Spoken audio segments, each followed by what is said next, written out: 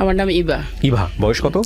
বয়স 40। 40। আচ্ছা, শুরু করেন আপনি যেখান থেকে বলতে চান। তার আগে একটু বলেন জন্ম জেলা কোথায়, কোন জেলায় জন্মগ্রহণ করেছেন? কুমিল্লাতে। আমার সবচেয়ে আমি আজকে 10 বছর ধরে আপনার অনুষ্ঠান শুনি। 10 বছর? হ্যাঁ, তার চেয়ে সবচেয়ে বেশি আমি প্রিয় আপনার। কেন প্রিয় সেটা আমি বলবো যে আপনাকে আমি ভাইয়ের মতোই দেখি, তবে আপনার গল্প শুনতে শুনতে আমি এরকম আগ্রহ হয়ে গেছি যে আমার জীবন লাইফের গল্পটা আমি কিবরিয়া ভাইকে শেয়ার করব। আচ্ছা, শিওর, প্লিজ। আমি যখন গল্পটা আসলে আপনার এই গল্পটা আমি আসলে সত্য কথা বলি, দর্শক আপনাদেরকে বলি, শ্রোতাদেরকে বলি, শ্রোতা দর্শক বলছি, ইউটিউবে যেহেতু দেখাও যায় সেই জায়গাটা থেকে বলছি, দেখা তো যায় না আসলে শোনার ফরম্যাটে দেখা, এবং এটা আমরা ভিডিও করছি না ওনার সামাজিকতার কথা চিন্তা করে। এই যে গল্পটা উনি বলতে এসছেন সেই গল্পটাতে আমি ওনাকে আসলে নিরুৎসাহিত করেছিলাম, এবং সেই জায়গাটা থেকে আমি জিজ্ঞেস করেছিলাম যে কেন বলতে চান। তো উনি খুব সুন্দর করে বলেছে আমি আসলে হালকা করতে চাই নিজের মনটাকে। And the thing is that আমার মনে আছে আমি যখন জীবন গল্প শুরু করি অনেক আগে এবিসি রেডিওতে করতাম, সেই সময়ে, যদিও একটা রেডিওতে বসে আরেকটা রেডিওর কথা বলা উচিত না, তাও আসলে সবাই যেহেতু জানে শ্রোতারা সেই জন্য বলছি। তো ওই সময়টাতে শুধু বলতাম যে আসলে ওই সময়টা তখন আমি নিজেও বুঝে উঠতে পারিনি যে কেন এই অনুষ্ঠানগুলো করছি বা কেন মানুষ শুনছে। ধীরে ধীরে প্রতিদিন গেছে, শিখেছি। তো সেই সময়টাতে বলতাম যে কিছুই না, শুধু মন খুলে বলার জন্য আমার কাছে আসুন, এবং যদি কেউ না শুনে তো আমি শুনবো। তো আপনার কেসটা ঠিক সেরকম হয়ে গেল।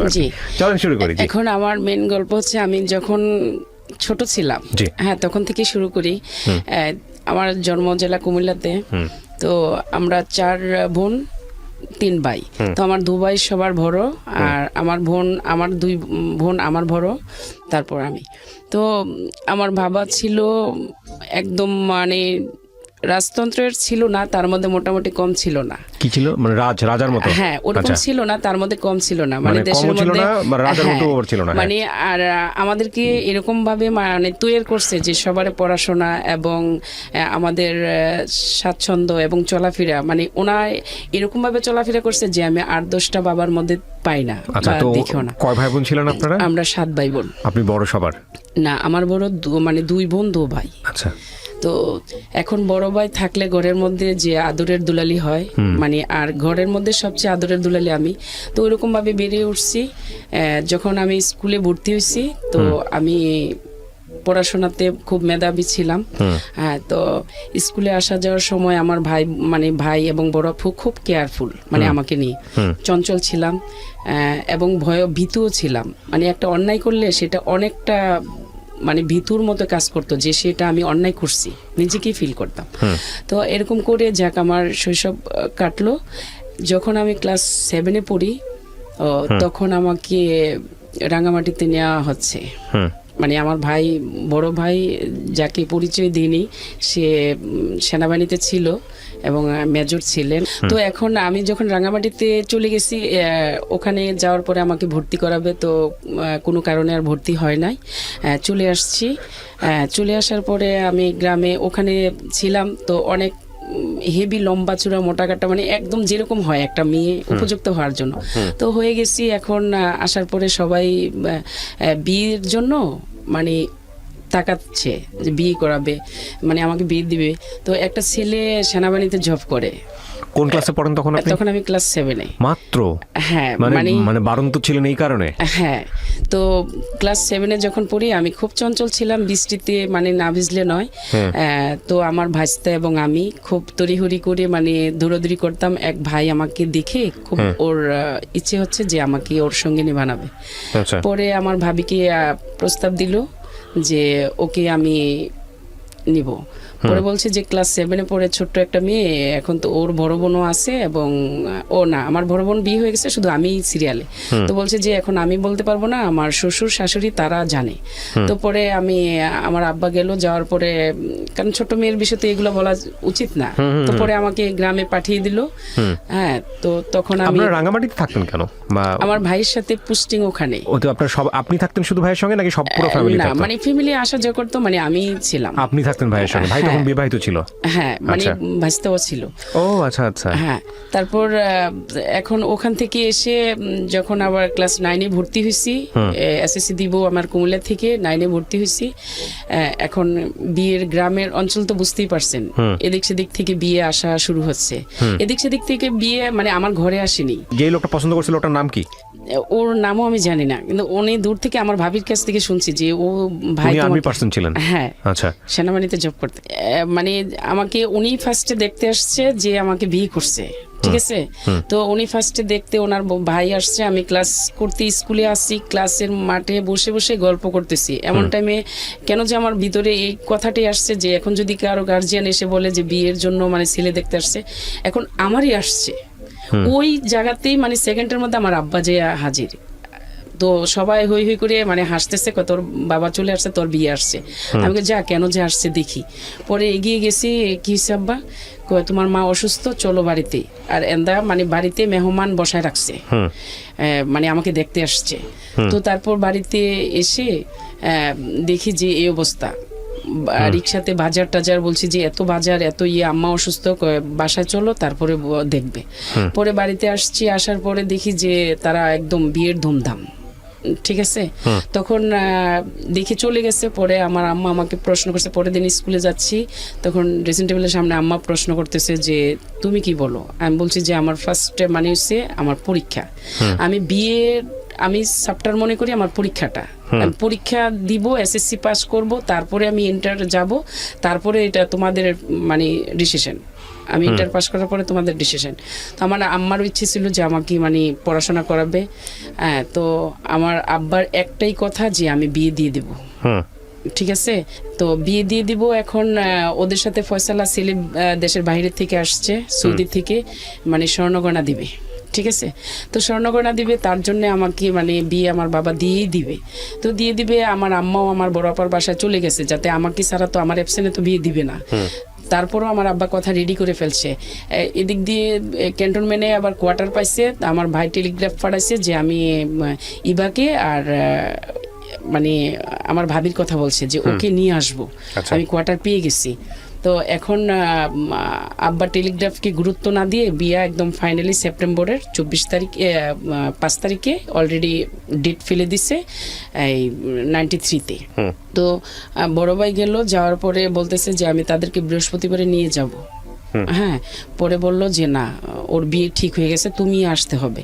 কেন বিয়ে ঠিক হয়েছে মানে একটুক বাচ্চা কেন বিয়ে দেবেন? পরে আমার ভাই মানে খুব করে চলে আসছে, 1 মাসের টাইম ছিল আর কি হাতে বিয়ের। পরে বিয়ে হয়ে গেল, আমার ভাইও গেল বিয়ে টিয়ে হয়ে। এখন ওদের বাড়িতে যাওয়ার পর কথাবার্তার মধ্যে ছিল যে আমাকে পড়াশোনা করাবে, ঠিক আছে। তো এখন পড়াশোনা আর করাবে না, ও দেশের বাইরে বিয়ের 7 দিন। আপনার বিয়ে হয়েছে? হ্যাঁ, বিয়ে হয়েছে। আচ্ছা, সেপ্টেম্বরের 5 তারিখে আমার 93-তে বিয়ে হয়েছে। তো আমাকে ও 3 মাস 7 দিন পর দেশের বাইরে চলে যাবে। এর মধ্যে কথা চলতেছে যে ছেলে কি করতো? দেশের বাইরে থাকতো। ছেলে দেশের বাইরে থাকতো? কোন দেশে থাকতো? সৌদিতে। আপনার যে বয়সের ডিফারেন্স কত ছিল? প্রায় 20 থেকে 15। আপনি তখন কোন ক্লাসে পড়েন? ক্লাস 10-এ? হ্যাঁ, ক্লাস 15 থেকে 16 বছর বয়স আপনার। আর ওর বয়স হলো 30 থেকে 32। হ্যাঁ, আচ্ছা।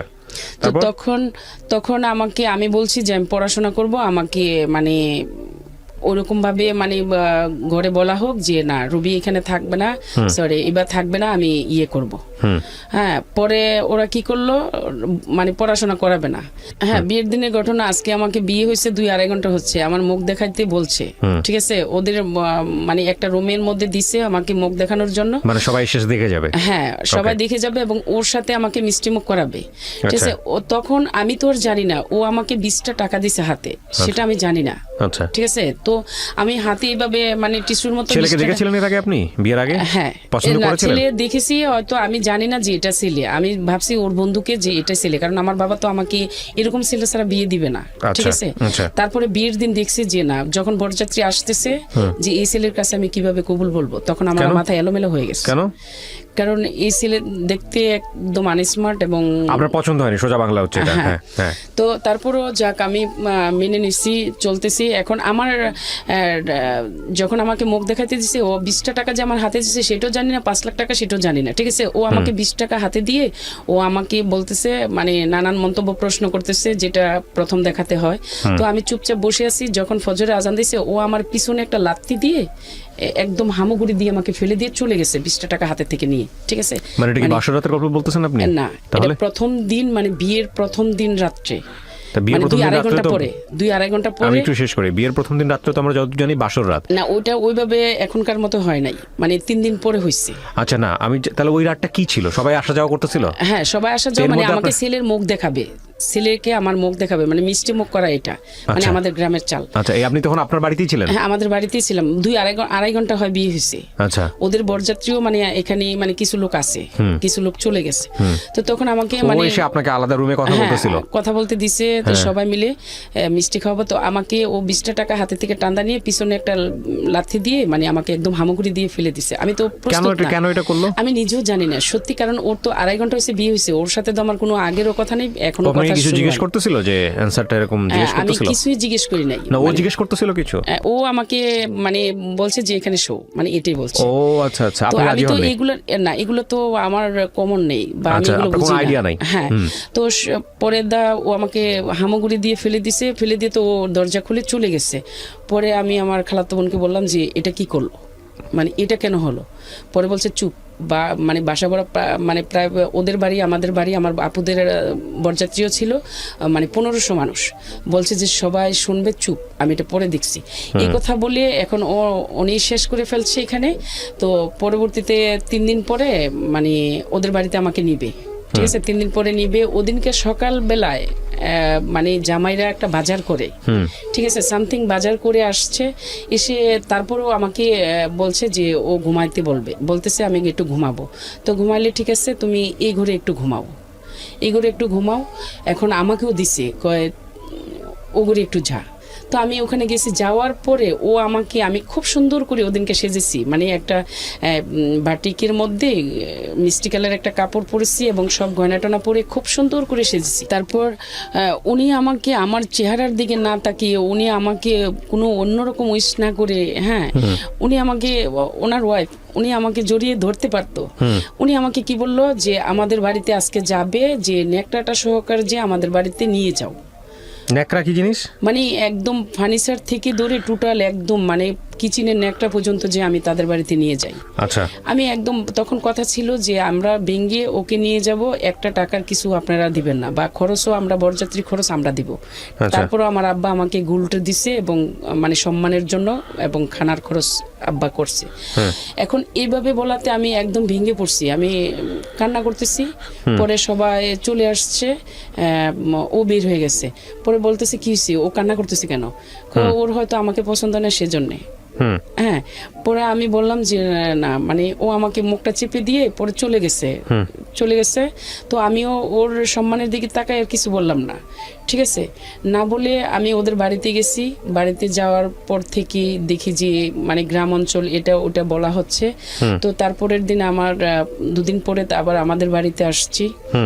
আসার পর মানে খুব সিনক্রেট করে যে তুমি এখন যে আমাদের বাড়িতে যাবে, তো মালামাল সবকিছু নিয়ে যাবে।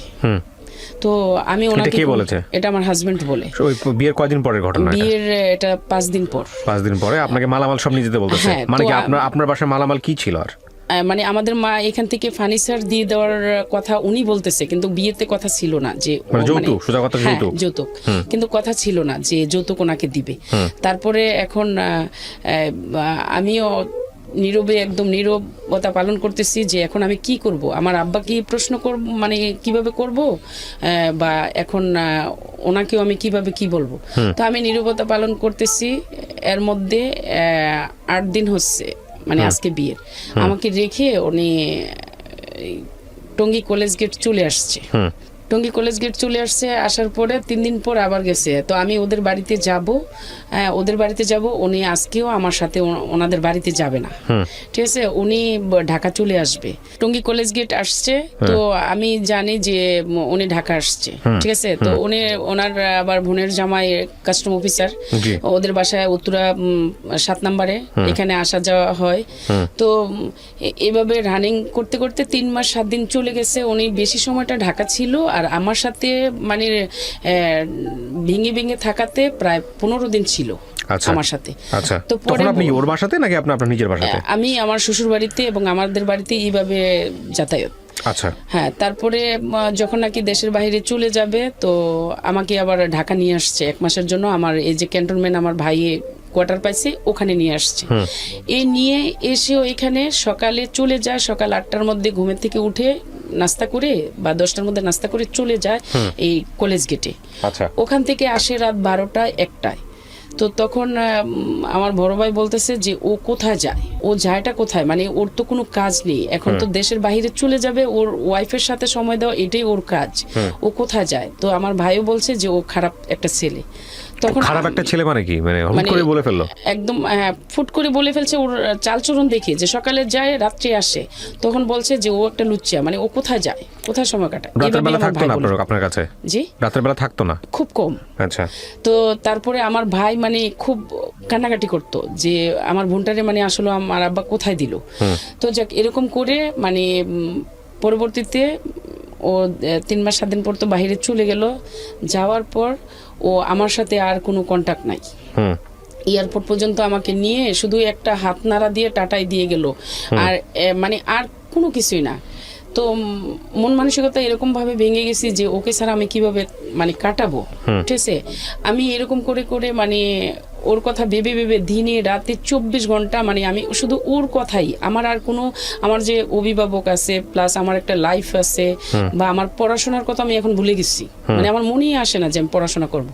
সবকিছু মিলে শুধু ওকে ভাবতে ভাবতে আমার মেন্টাল অন্যরকম হয়ে যাচ্ছে। চিঠির অপেক্ষা করি, তখন তো ফোন ছিল না। তখন কি দেশের বাইরে চলে গেছো? হ্যাঁ, মানে দেশের বাইরে চলে গেছে। তখন আমি চিঠির অপেক্ষা করি। তো আমাদের এখানে মানে পিয়ন আসতো সোমবারে, শনিবারে, সোমবারে আর বৃহস্পতিবারে, 3 দিন পিয়ন আসতো। 3 দিন পিয়নের মানে অপেক্ষায় থাকি যে আজ বুঝি মানে আমার চিঠি আসবে, ঠিক আছে। তো এরকম করে করে মানে দৌড়াইয়া দৌড়াইয়া মানে খালি এই বাড়িতে ও বাড়িতে যাই, তোমাদের চিঠি আসছে? হ্যাঁ আসছে। তো পিয়ন কোথায় গেল? চলে গেছে। পিয়ন চলে গেছে মানে তো আমার চিঠি, তোর চিঠি আসলে তো তোর দিয়ে যেত, আমার ভাবিরা এটা বলে। তো এরকম করে করে মানে 2 মাস চলে গেছে। 2 মাস ধরে অপেক্ষা করতেছে, আসে না। 3 মাস অপেক্ষা করছে, আসে না। 4 মাস অপেক্ষা করছে, আসে না। 7 মাস পরে গিয়ে একটা চিঠি আসছে। 7 মাস পরে চিঠি পাঠাইছে? তো 7 মাস পরে গিয়ে একটা চিঠি আসছে। চিঠির মধ্যে লিখছে, কেমন আছো, ভালো আছো, আমার স্নেহ নিও, আমার আদর নিও, এটা লিখছে। আব্বা আম্মা কেমন আছে, মানে ইতি ওর নামটা লিখছে। পরে আর কিছু লিখলো না। আমি নিরবতা পালন করতেছি যে এটা কি, মানে এটা কি 7 মাসের অপেক্ষা? হ্যাঁ, পরের সপ্তাহে আবার চিঠি হলো আসছে। মানে দৌড়াইতেছি যে গ্রামে এরি ক্ষেত আছে না, অন্য পাড়াতে চলে গেছে পিয়ন। পরে করছি কি, ওখানে গেছি যে আমার অপেক্ষা, যে ও আবার লিখছে যে আমি পরবর্তীতে চিঠি পাঠাবো, আমার হাতে সময় নাই। পরে করছি কি, দৌড়ে আরেক বাড়িতে গেছি। যাওয়ার পরে এরিখেট দিয়ে মানে হামুগুড়ি দিয়ে পড়ে গেছি, কাদার মধ্যে পড়ে গেছি। দৌড়াইয়া যায় ও পিয়ন বলতেছে, মামুনি তুমি দৌড়াইও না, আমি আসতেছি, আমি তোমার জন্য লুকোচুরি করে, মানে পিয়ন কি করতো, মানে বলতো যে আমি যে আসছি আপনারা গোপনে চিঠি পড়বেন, মানে আমাদের বাড়িতে প্রায় 20-25টা চিঠি দিয়ে যেত। বলতো যে গোপনে চিঠি পড়বেন, কিন্তু এই মানে আমার নাম ধরে বলতো যে ইবাকে জানাবেন না। হ্যাঁ, মানেটা কি, মানে চিঠি আসতো আপনার বাড়িতে ঠিকই, কিন্তু আপনাকে আমার হাজবেন্ডের চিঠি আমার হাতে আসতো না, কিন্তু আমার চাচাতো ভাইয়েরা মানে নানান জনে থাকতো, তাদের চিঠি আসতো। আমার হাজবেন্ডের আবার একটা চিঠি আসছে আমার কাকাতো বোনের কাছে। পিয়ন বলতেছে যে মামুনি তুমি দৌড়াইও না, তোমার চিঠি থাকলে মা আমি দিয়ে আসতাম। তো সবারও বলে রাখতো যে আমি যে চিঠি দিয়ে দিছি ইবা যে কিছুতে না জানে। এরকম করে মানে ও লুকোচুরি করে, যাতে দেখে কি না দেখে লুকোচুরি করে। মানে চিঠি কি আপনার হাজবেন্ড আপনাকে লিখতো নাকি? আমারে লিখতোই না, আপনার লিখতোই না, অন্যজনকে লিখতো। হ্যাঁ, মানে আমাকে পোস্টই করতো না, আমাকে চিঠি মানে পোস্টই করতো না, বুঝছেন। তো আমার এক ঘরে বসে থেকে চুপে চুপে এক ঘরে বসে থেকে এমুক ঘরে অমুকের চিঠি আসছে, এমুকের চিঠি আসছে, যার যার ঘরে ঘরে দিয়ে আসতো। হ্যাঁ, আর আমার চিঠি নেই, কোথায় দিবে? আমার কাকাতো বোনেরা অনেক কান্না করছে, কাকাতো ভাবিরা অনেক কান্না করতো, জ্যাঠাতো ভাবিরা অনেক কান্না করতো যে ওর একটা চিঠি নেই, নিজের হাতে লিখে যদি ও যদি চালু না হইতো, নিজের হাতে লিখে মানে চিঠি দিয়ে আসতাম। হ্যাঁ, তারপরে ওরা কি করলো, এরকম করে একদিন আমার কাকাতো বোনের কাছে একটা চিঠি আসছে। পরে বললাম ওনাকে যে কাকার চিঠি কার? তো ও কাকা আমার মুখের দিকে তাকাইয়া বলতেছে কি অন্য একটা ছেলের নাম দিছে, ওর চিঠিটা হচ্ছে মানে আমার হাজবেন্ডের চিঠি পাঠাচ্ছে ওর মেয়ের কাছে, ঠিক আছে। পরে চিঠিটা ওর মেয়ের দেনে কাকাই আমার সামনে পড়ছে মনে মনে, ঠিক আছে। তো আমি তো আর ওনার অ্যাড্রেসটা ওনার আইনা দেখতে পারি না, পারি নাই। তো পরে কি করলো, চিঠিটা মানে ওরা পড়ার পরে আমি ওখান থেকে কেঁদে কেঁদে চলে আসছি, ঠিক আছে। এরকম করে আমার কাটাইলাম 2.5 বছর। 2.5 বছর সে দেশে আসে নাই? না, দেশে আসে নাই। 2.5 বছর 7 মাস পরে যে একটা চিঠি আসছে, তার আবার 6 মাস পরে একটা চিঠি আসছে, এই 2টা চিঠি আসছে, এরপরে আরেকটা চিঠি আসছে। তো আমার এরকম করতে করতে আমার ব্রেনটা শর্ট হয়ে গেল। হ্যাঁ, আমি শুধু ঘুমের ওষুধ খাইয়া একদিন একদম মানে অজ্ঞান হয়ে গেছি। আপনি কি ওই সময় লেখাপড়া করতেন না লেখাপড়া বন্ধ হয়ে গেছে? আমাকে বন্ধ করে দিয়ে গেছে পড়াশোনা। আচ্ছা, পড়াশোনা বন্ধ করে দিয়ে গেছে। তখন আমি, আমার অভিভাবকরা আমাকে নিয়ে খুব অন্যরকম একটা বিব্রত ফিল করতেছে, আমাকে এখানে ওখানে মানে নিয়ে যায় যে আমি কিভাবে সুস্থ হব। ঠিক আছে, পরে একদিন আমার মানে ডেট আসছে যে তারা আসবে, কিন্তু আমি আমার কাছে কখনো বলেনি। আমি শুনছি যে এই আমার হাজব্যান্ড বাংলাদেশে আসবে। তখন আমার হাজব্যান্ড বাংলাদেশে আসবে এই কথাটা শুনে আমি যে কি আনন্দেতে আমি সবারে বলে বলে বেড়াইতেছি যে দেখো এখন আমার সুদিন আসছে, মানে আমার হাজব্যান্ড চলে আসবে, তোদের আসবে চিঠি আর আমার আসবে হাজবেন্ড, মানে এভাবে। তো সবাই বলে যে আরে পাগল রে পাগল, মানে ওর এখনো মানে লজ্জা শরম বলতে কিছু নেই, আর ছোট অল্প বয়সে মানে ওর এখনো কোনো ঘৃণা আসে না যে ওর হাজবেন্ড কেন ওকে চিঠি লিখে না, ওর কোনো ঘৃণা মানে আসে একদম না। অল্প বয়স ছিল যেটা বলে। তারপরে ও কি করলো, ওরা মানে ও আসছে, মানে সত্যি আমাকে জানে না, আর আমিও মানে ওর ভাই বোনও আমাকে বলে নাই যে ও আসবে। আমি আশায় বসে আছি সারাদিন, আমার পুকুর ঘাটে বসে বসে দেখতেছি যে আমার শ্বশুর আসবে বা আমার বাগিনারা কেউ আসবে আমাকে নিতে। সারাদিন তাকায় থাকি, শুধু খালি পুকুর ঘাটে আমার টেনে টেনে আমার আব্বা নিয়ে আসে, তুমি এখানে কি করো, এখানে কি করো। আমি কি দেখতেছি কেউ আসে কিনা ওখান থেকে, হ্যাঁ কে আসবে, আসলে বাসায় আসবে। ঠিক আছে, পরবর্তীতে আমি ঘুমের 25টা ওষুধ খেলাম। 25টা ওষুধ খেয়ে মানে আমি পড়ে গেছি। আমার কাকাতো বোনেদের মানে ওষুধ কেন খেলেন, সুইসাইড করবেন? মানে আমি আর বেঁচে থাকার মতন আমার আর দারুণ ক্ষমতা লাগতেছে না, মানে আমার আর মনের মধ্যে কোনো সুস্থির পাচ্ছি না যে আমি কিছু হয়ে গেলে ভালো। ওকেও পাচ্ছি না, মানে ওর আসবে আসাটা আমার জন্য মানে খুব অন্যরকম একটা ইয়ে লাগতেছে। পরে ঘুমের ওষুধ খেয়ে আমি অজ্ঞান হয়ে গেছি। অজ্ঞান হয়ে যাওয়ার পরে আমার শ্বশুরবাড়ি থেকে লোক আসছে। হ্যাঁ, ও কিন্তু ঢাকাতে আসছে, মানে টঙ্গী কলেজ গেটে। পরে ও আমার ভাই আমার ভাবিরা মানে দেশে ছিল, ওরা কুমিল্লা, তখন আবার কুমিল্লা ক্যান্টনমেন্টে ইয়ে হয়েছে, মানে পোস্টিং হয়েছে। তো আমারে ট্রিটমেন্ট করানোর পরে 3 দিন পরে আমারে নিয়ে গেছে এই কুমিল্লা ক্যান্টনমেন্টে নিয়ে গেছে। নিয়ে যাওয়ার পরে আমি ওখানে 3 দিন পরে আমার ছোট ভাই আর আমার এক ফুফাতো ভাই গেছে যে তোর হাজবেন্ড আসছে। আচ্ছা, মানে আমি এলাকাটারে গরম করে ফেলছি। ও ভাবি তাড়াতাড়ি উঠো, ওই ভাবি পাশের ভাবিরও বলতেছি এই ভাবি তাড়াতাড়ি উঠো, তুমিও আমার সাথে যাবে, মানে আমার হাজবেন্ড আসছে, মানে আমার হাজবেন্ড আসছে বিদেশ থেকে, তুমিও চলো, তোমরাও যাবে। সবাই বলতেছে মানে এবার তুমি একটু ধৈর্য ধরো, তুমি একটু শান্ত হও, যাবে তো সত্যি, তুমি শান্ত হও, তুমি রেডি হও আর আমি তোমার খাবার রেডি করি। ওদেরকে, ওরা আসছে, ওদেরকে খাবার দিতে হবে না? আমি কই না, ওরা খেতে হবে না, তোমরা খাবে নাকি আমাকে নিয়ে যাবে, খাইলে দেরি হয়ে যাবে। মানে আমি অস্থির হয়ে গেছি যে ওকে আমি কখন দেখবো। হ্যাঁ, তারপরে আসছি, এই রেডি হওয়ার পরে আমার ভাবি আমাকে মুখে খাবার উঠায় দিতেছে আর আমি হেঁটে হেঁটে রেডি হচ্ছি আর খাইতেছি। পরে আমাকে আইনা বাস ট্রেনে উঠাই দিয়ে গেল, রিক্সা দিয়ে এসে। হ্যাঁ, পরে বাসায় আসছি, আমি বলছি যে আমি তো এখানে যাব না, আমি আমার শ্বশুর বাড়িতে যাব। তো আমার আব্বাও বলতেছে যে ও এরকম পাগল হয়ে গেছে, মানে ওর আত্মসম্মান বোধ কিছুই নাই। ও আসবে 1 সপ্তাহ ধরে, ও এসে পড়ছে 1 সপ্তাহ হয় ও আসছে, এখনো ওকে খবর মানে আজও পর্যন্ত কেউ নিতে আসছে না। ও যে মানে কখনো না যায়, মানে আমার আব্বা আবার আমার সিফাইবাক আমার বোন থাকে, ওখানে চলে আসছে। ওখানে চলে এসে যে একেবারে থেকে তো আমার অর্ডার ছাড়া যাবে না। তো পরে 4 দিন পরে আমি কুমিল্লাতে আসার 3 দিন পর আমার চাচা শ্বশুর আসছে আমাকে নিতে। আমার চাচা শ্বশুরের দেখে আমি দৌড়াইয়া যে জড়াইয়া ধরে বলতেছি বাবা মানে শাহেদ কি আসছে? হ্যাঁ, পরে বলতেছে যে হ্যাঁ আসছে তো, আজকে 1 সপ্তাহ হয়, ঢাকা থেকে আসছে পরশুদিন। পরে আমি যাই তড়িঘড়ি করে, আমি তো আগেই ব্যাগ গুছিয়ে রাখছি যে আমি তাদের বাড়িতে যাব। যাবারের পর মানে আমার আম্মা বলতেছে তোমার আব্বা তো নিষেধ করে গেছে যে তুমি যাবে না। আমি গোয়ার ধরে নিষেধ, আমি তো বিয়ে বই না, আমার বাবাই তো আমাকে বিয়ে দিছে, তাহলে এখন কেন না করে যাবে?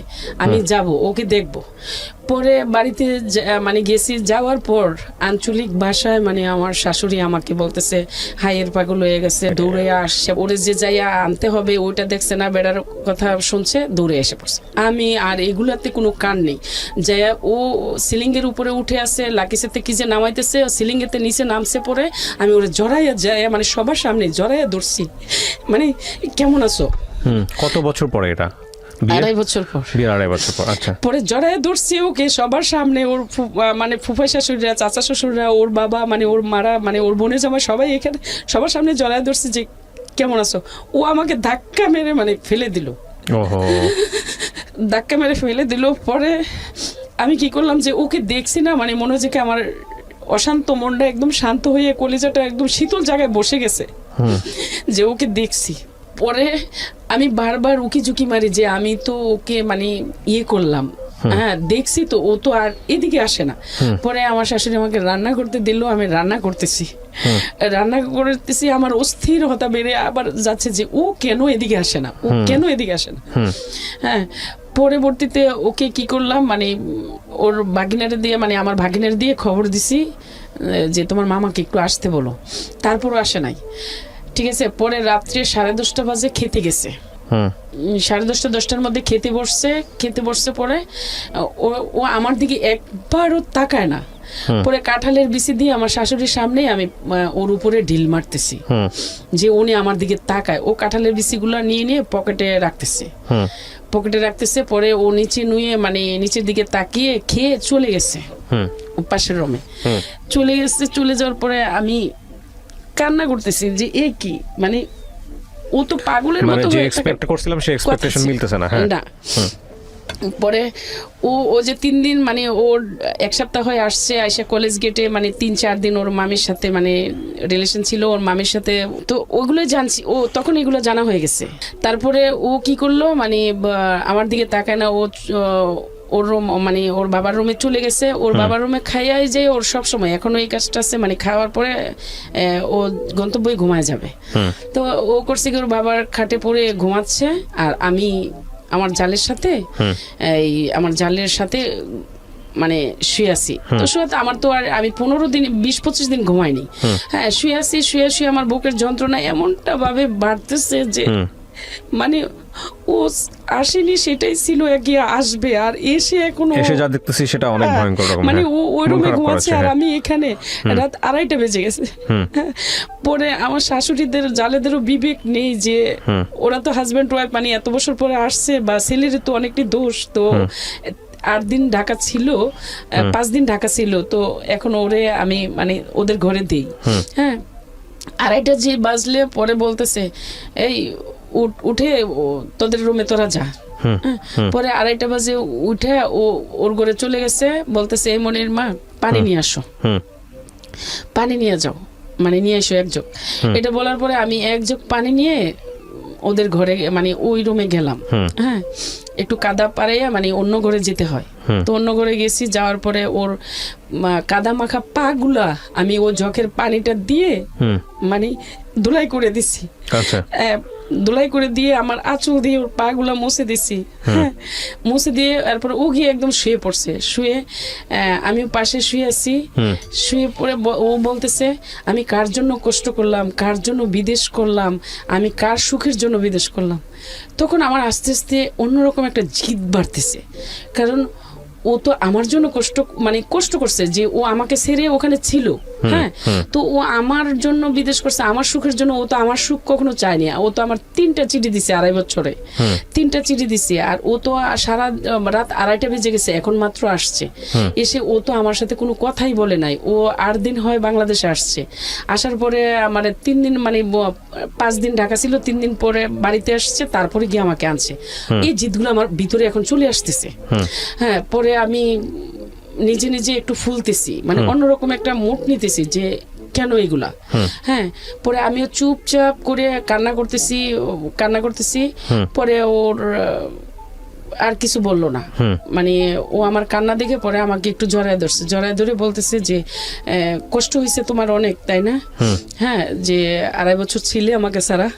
তখন মনে হচ্ছে কি ও যে জিদগুলো না আমার চলে গেছে, ও যে বলছে যে কষ্ট হয়েছে আমাকে ছাড়া, হ্যাঁ জিদগুলো চলে গেছে। পরে সকালে হবে মানে 6টা-7টার দিকে, মানে 6টা 5:30টার দিকে সকাল হবে, ঠিক আছে? ও আমাকে যখন 2:30 বাজে গেছি না, 3টার সময় আমাকে ও পুকুর ঘাটে নিয়ে গেছে। 3টা বাজে পুকুর ঘাটে নিয়ে গিয়ে পরে বলতেছে পুকুর ঘাট থেকে বাসায় এনে বলতেছে ও ঘুরে চলে যাও।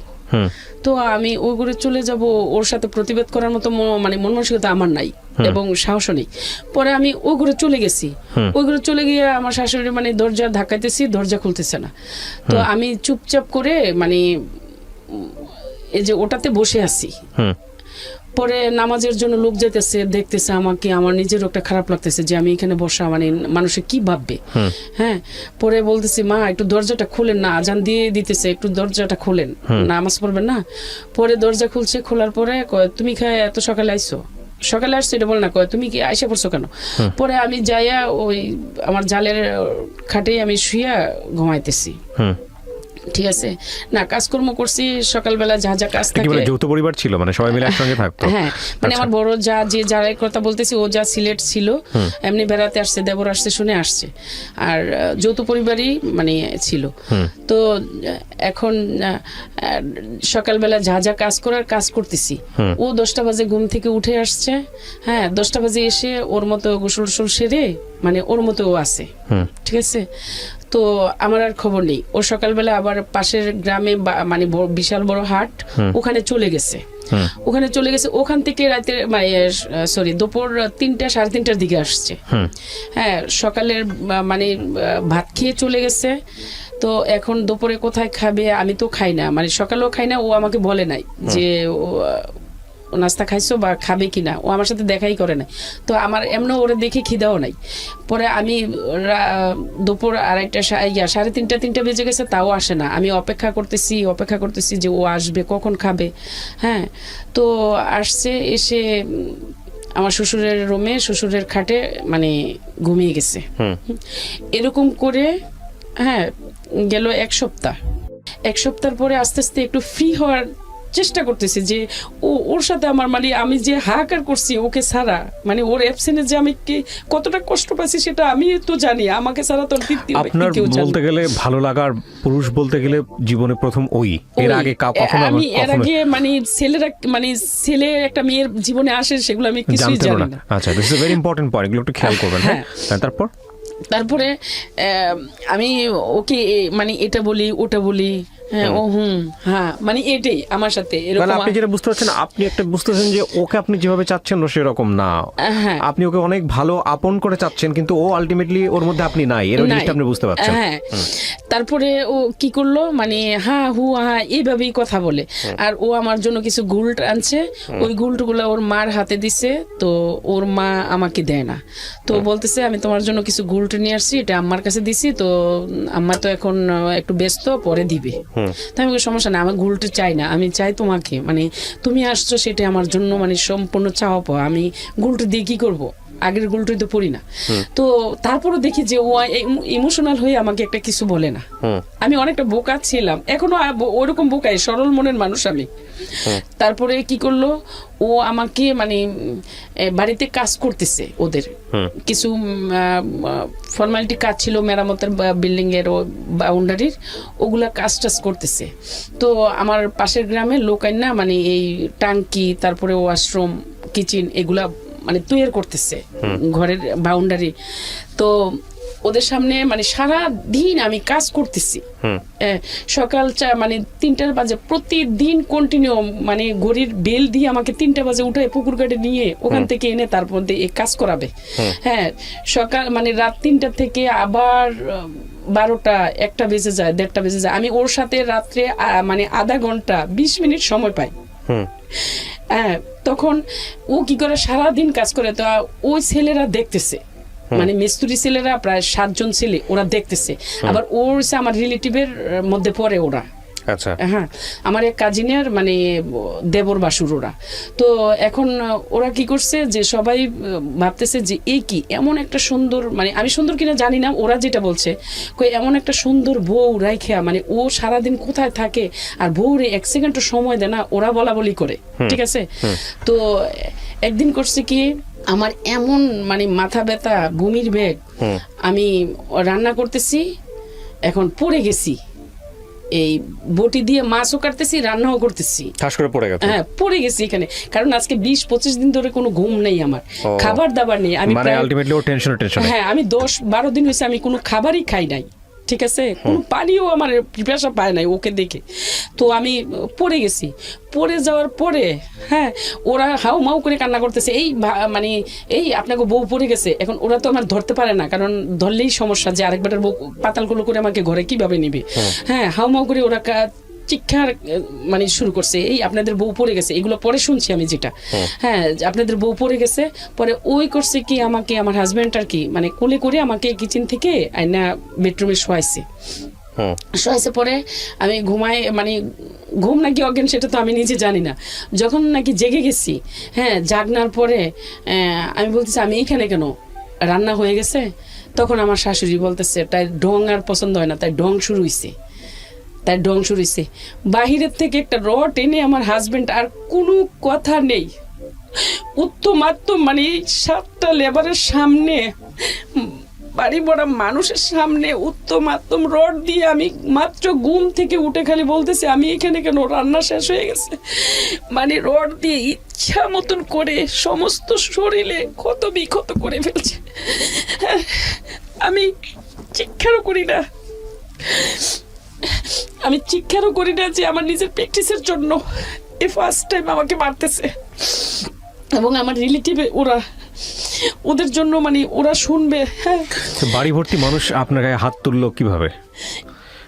বাকি সবাই কি কোথায় ছিল? আপনারা খালি এইটাই মানে খেয়াল করবেন যে মানে ও কাজটা কি করতেছে, মানে এটা তারপরে হাত তুললো কেন, হাত তুললো গায়ে, মানে শুধুই আমি জানিও না কেন হাত তুললো। মানে আমি বললাম না যে আমি ঘুম থেকে উঠে মানে বলতেছি যে আমি এখানে কেন, রান্না কি শেষ? ঘুম ছিল এটা নাকি মানে সেন্সলেস ছিলেন? সেন্সলেস হয়ে গেছি, ও যে বললাম যে কিচেনে পড়ে গেছিলাম, আর সবাই বলতেছে যে বটিটার উপরে, ভালো তো পড়ি না, বটিটাও এত বড় ছিল, আচ্ছা আচ্ছা এক বিশাল বড় বটি ছিল, যে বটিটার উপরে পড়লে তো একদম মানে বুক ছিঁড়ে মানে বটি পিঠ দিয়ে বের হয়ে আসতো, মানে সবাই এটা বলতেছে। তো পরে বলতেছে মানে এইভাবে বাইরে ও মানে ওর সদরে চলে গেছে, আমি উঠে ওর বাড়ি খেয়ে উঠে পরে কিচেনে ও যে ওদের রান্না বান্না করে যে মানে রান্নার হান্ডি পাতিল, তার মধ্যে লেবারদের খাওয়াইছে, এই প্লেট বাড়ি এগুলা মানে আমি মাজতেছি, ঠিক আছে, এগুলা মাজতেছি মেজে, তারপরে বাউন্ডারিতে পানি দিতেছি, পিড়াতে পানি দিতেছি। তারপরে ওই ছেলেরা তাকাইতেছে আর মানে বলতেছে, আরেকটা ছেলে কান্না করতেছে, কয় আমরা আজকে বাড়িতে যাবো, বাড়ি যাইয়া বাবিরে সবকিছু বলবো। পরে যাইয়া ওরা ওদিনকে বলছে আমরা আজকে মানে আজকে কালকে পরশুদিন 3 দিন কাজ করব না, আমরা বাড়িতে যাব। ঠিক আছে যাও। বাড়িতে গেছে, যাইয়া সাইরে হ্যাঁ মানে আমার বোনকে বলছে, মামাতো বোনকে বলতেছে যে তাড়াতাড়ি আপনার মানে চাচারে যাইয়া মামারে যাইয়া ফুফারে যাইয়া বলেন যে মেয়েটারে গিয়ে নিয়ে আসতো। মেয়েটারে কি নির্যাতন করে আর করছে সেটা আমরা দেখি। ওর হাজবেন্ড না এটা জানোয়ার না কুকুর, কারণ ও মেয়েটা সারা দিন কাজ করে, সারা দিন 3 বেলা আমাদেরকে গরম রান্না করে খাওয়া, সকালে রুটি, দুপুরে ভাত, গরম ভাত রান্না বান্না, আবার রাত্রে গরম রান্না বান্না। হ্যাঁ মেয়েটা সারা দিন কাজ করে, কিন্তু ওর হাজবেন্ডের চেহারা দেয় না। ওর হাজবেন্ডও আমরা দেখি না কখনো হাজবেন্ডের সামনে ও দাঁড়াই একটা কথা বলতে বা ওর বউর সামনে যাইতে, ওর হাজবেন্ডও দেখি না। তো ওরা করছে কি, বলার পরে আমার মামাতো বোনে আসছে আমাদের বাসায়, আইসা বলতেছে মানে আমার আম্মারে, ফুফুগো মানে যদি রুবিরে বাঁচানোর হয়, মানে এবারকে বাঁচানোর হয় তাহলে তাড়াতাড়ি আপনারা ইয়েতে যান, মানে এবার শ্বশুর বাড়িতে যান, যাইয়া গিয়া নিয়ে আসেন। পরে বলতেছে কি হইছে মা, কয় এমন অবস্থা। আমার মামা তো বোনও কান্না করে, ইয়েরও কান্না করে। পরে আমার আব্বা গেছে, যাওয়ার পরে আব্বা বলতেছে তোমারে নিতে আসছি, বাবা গেছে। হ্যাঁ তো আমি বলছি যে এখন কি যাওয়া সম্ভব, যাব না, কারণ এখন কাজকর্ম বাড়িতে আর যাব না, আর ও যদি যায় তাহলে আমি যাব। তো ওকে আপনি কেন বললেন এরকম বাইরে খাওয়ার পরে? ও এরকম মার খাওয়ার পরে মানে আপনি এটা কেন বললেন বাবাকে? আপনার তো চলে আসা উচিত ছিল। ও আমি চলে আসার উচিত, আমি তো ওর ভাত খাইতেছি আর ও তো আসছে, মানে আমার তো ফার্স্ট টাইম মারছে, আমি কিভাবে চলে আসবো? এটা আপনার নিজে থেকে আসছে নাকি পরে আপনাকে বোঝাইছে ও? না, আমার নিজের থেকেই। নিজের থেকে হ্যাঁ, আসছে। ও আমার সাথে তো কথাই বলে নাই, মানে 3 দিন পর্যন্ত কথাই বলে নাই। আচ্ছা, 3-4 দিন তারপর পরে ওর আমার সাথে সব সময় রাগের একটা খুব ছিল। কেন ছিল জানি না, কি যৌতুকের জন্যই ছিল নাকি ওকে কোনো কারণে কেউ ঘুরাইয়া রাখছে সেটাও জানি না আদৌ পর্যন্ত। হ্যাঁ, তারপরে ও কি করলো, মানে ওকে যা বলছে আমার আব্বার সাথে খারাপ ল্যাঙ্গুয়েজ, মানে খুব কড়া মিজাজে বলছে যে না যাওয়া যাবে না, আপনার মেয়েকে নিয়ে যান। তখন আব্বা বলছে জামাই যাবে না, মানে তুমি যাবে, তোমার নিয়ে যাব। মানে আব্বা যে এগুলো শুনছে সেটা তো আর আমি জানি না। হ্যাঁ, তো আমাকে নিয়ে যাবে। পরে আমি বলছি যে না আমি যাব না। কয় না তুমি এখানে থাকলে মারা যাবা। আমি কিসের মারা যাব? কয় তোমারে এরকম এরকম করে নাই। আমি কই না। কে বলছে আপনাকে? কয় আমরা সব শুনছি, সব শুনছি। পরে আমি যাই নাই। পরে ওর আবার পরের সপ্তাহে আসছে, আসার পরে গেছি, যাওয়ার পরে আমার মা জড়ায় ধরে কান্না করতেছে, আমার দেখতেছে কোথায় মারছে কোথায় কিসছে। আমি এগুলো তোমরা কোথায় থেকে শুনছো? কয় ওই আপার কথা বলছে যে ও আয়সা সবকিছু বিস্তারিত বলছে। আর তুমি কি নির্যাতন সইতেছো, হ্যাঁ সবই আয়সা বলছে, সবই মিস্ত্রিরা দেখে আয়সা মানে তোমার আপার কাছে বলছে। পরে ও কি করলো, কাজ শেষ, ছুটি আনছে 6 মাসের, ঠিক আছে? তো ও ইন্দোনেশিয়ার মেয়ে ওখানে রেখে আসছে, সেটা তো আমি বাংলাদেশ থেকে জানি না। তো ও ইন্দোনেশিয়ার মেয়ে রেখে আসছে, ওখানে ছুটিটা কাটাবে, ঠিক আছে? তো ও 1.5 মাস ছিল। এর মধ্যে ও আমাকে এইভাবে দেখায়, আমার কাজ শেষ থাকা শেষ, কিবরিয়া ভাই হাতটা এইভাবে এরকম করে, আমার কাজ শেষ থাকা শেষ। তখন আমি বলতেছি তুমি তো 6 মাসের ছুটি নিয়ে আসছো, তো তোমার কাজ শেষ থাকা শেষ মানে অন্তত তুমি তো 6 মাস না থাকো 5 মাস থাকবা। হ্যাঁ, তুমি আমার আর কত মানে কষ্ট দেবে, তোমার ছাড়া আমার আর সম্ভব না থাকা, তুমি আর যেতে পারবা না। হ্যাঁ, পরে ও কোনো পাত্তাই দেয় না। পরে ও কি করলো, মানে কাজ শেষ থাকা শেষ, ও টিকিট মানে ফাইনালি করতেছে। ও কি করলো, মানে চলে যাবে। আমি ওকে কিছুতেই মানে আমার হ্যাঁ ভালোবাসা দিয়ে আপ্যায়ন দিয়ে মানে ওকে কিছুতেই আমি ধরে রাখতেও পারতেছি না। মানে ওর কখনো আমার সাথে 5 মিনিট সময় কাটানোর জন্য ওর সময়ও হয় না। হ্যাঁ, পরে আমি আরেক বিব্রত পড়ে গেলাম যে এ কি, মানে আমার যেটা ধারণার বাহিরে হয়ে যাচ্ছে, এটা এই কি আমার লাইফটা, মানে এরকম কেন? আমার ফিউচার তো এইভাবে গড়ার কথা ছিল না, অন্যরকম ভাবে আমি গড়ার ইচ্ছে ছিল। তারপরে ও কি করলো, মানে টিকিট মিকেট ওকে করতেছে। এর মধ্যে আমার 10 দিন বা মানে 8 দিনে আমার সাথে ছিল, আর বাকি সময়টা ওর কলেজ গেট ওর মামানির সাথে ছিল, ঠিক আছে? পরে ও সৌদি থেকে আসার সময় মানে সিডি ক্যামেরা নিয়ে আসছে, মানে সিটি নিয়ে আসছে। মানে আগে যে সিডি ভিডিও ক্যাসেট দেখতো না, বড় ক্যাসেট গুলা, ওই ভিডিও নিয়ে আসছে, মানে কি কি হাবি যাবে ওগুলো নিয়ে আসছে, যে মানুষের যে ছবি দেখতে পারে ওগুলা নিয়ে ওর কিছু ছবি নিয়ে আসছে। ওর মামানির বাসায় ও এগুলা 1 সপ্তাহ নিয়ে দেখছে, ঠিক আছে? এই নেগেটিভ শব্দগুলো মিউট করবেন। হ্যাঁ হ্যাঁ, তো পরে এগুলা ওখানে সময় কাটার আমাকে এসে সেই মানে মিজাজ দেখায়, পাউটি পায় প্রতিটা রাত, যেটা ভুলে গেছি বলতে। যেদিন আসছে ওদিনকে আমার হ্যাঁ মানে 3:30টায় তো আমাকে মানে 3টা তো আমাকে বের করে দিছে। আর আরেকটা সময় গেছে আধা ঘন্টার মধ্যে আমার পায়ে টিপাইছে, প্রায় 25 মিনিটের মতো পা টিপায় ও ঘুমিয়ে যায়। পরে যাক মানে যে হলো, তো এরকম করে প্রতিদিন 1.5 মাস আমাকে পায়ে টিপাইছে। ওর সাথে মানে যেই সময়টা কাটাই, রাত 12টায় 1টায় যাইয়া যে সময়টা কাটাই, মানে ওর মায় দিনের বেলা সারাদিন ব্যস্ত রাখে কাজ দিয়ে, আর ও রাতের বেলায় মানে ওর মায় রাত 12টা পর্যন্ত আমাকে কাজ দিয়ে ব্যস্ত রাখে, আর ও আমাকে যে সময়টা যাবে ও করে পাউটি পাবে। তো আস্তে আস্তে পাউ টিপি, মানে এরকম করে পাউ টিপি ও ঘুমায় যায়। আর সারা রাত্র ওর পায়ের নিচে যেটুকু সময় পাই পায়ের নিচে পড়ে পড়ে কান্না করি। তো আমার দাদি শাশুড়িরা পাশের ঘর থেকে আসে, হ্যাঁ ওকে বলে, হেই তুই কি মরে গেছস, তুই কি মরে গেছস? আমরা পাশের ঘর থেকে ঘুম ভাঙ্গে এসে পড়ছি, আর তোর বউ এইভাবে কাঁদতেছে, তোর খবর নাই? হ্যাঁ, টিনের মধ্যে এসে বাইরে বাড়ি করে। তো পরে হ্যাঁ কিসে তুই মরে গেছস, তোর বউ তোর ঘরের মধ্যে কান্না করে, আমরা পাশের ঘর থেকে ঘুম ভাঙে এসে পড়ি, আর তোর খবর নাই? হ্যাঁ, তো আমি জীবন দিয়ে কান্না করলাম, জীবন দিয়ে মানে কাজ করলাম, ভালোবাসলাম, কিন্তু তার বিনিময়ে আদৌ পর্যন্ত কিছু পাইনি।